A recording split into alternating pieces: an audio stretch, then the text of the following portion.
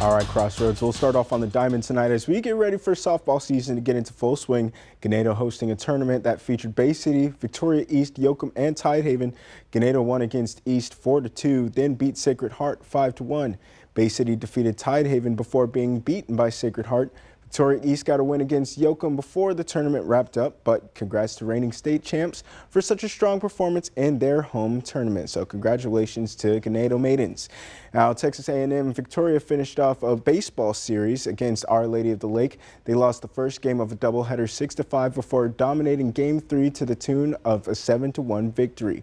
Second baseman Ty Boozer led the team in the first game today with 3 hits, batting in 2 runs. Connor Kaiser and Roberto Algun had 2 hits each. Kaiser had 3 more hits in the second game of the day, batting in 2 runs. The Jags scored 7 runs in the ninth.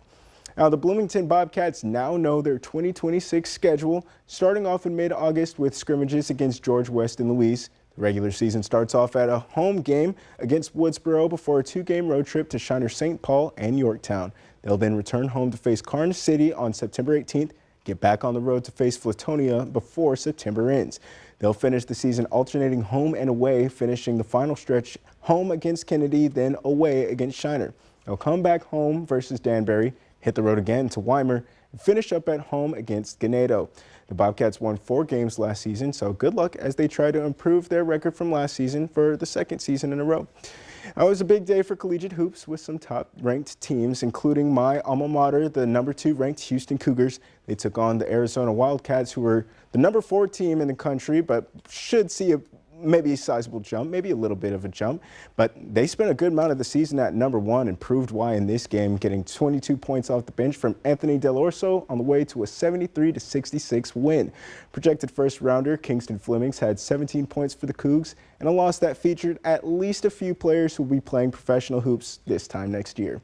Now, the Spurs ended up blowing out the Kings at home, speaking of professional hoops, and they pushed their record to 40-16. Victor Wembanyama led the way with a ridiculous 28 points, 15 rebounds, 6 assists, and 4 blocks.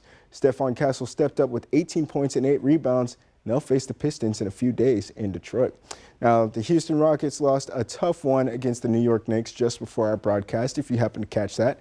Kevin Durant had 30 points, but it wasn't enough to beat New York, who had 3 players score at least 20 points on the way to a big fourth-quarter comeback. The Rockets will host the Utah Jazz on Monday and try to get their get back after losing to the Jazz last time out. But that's it for your sports. I'm Maya.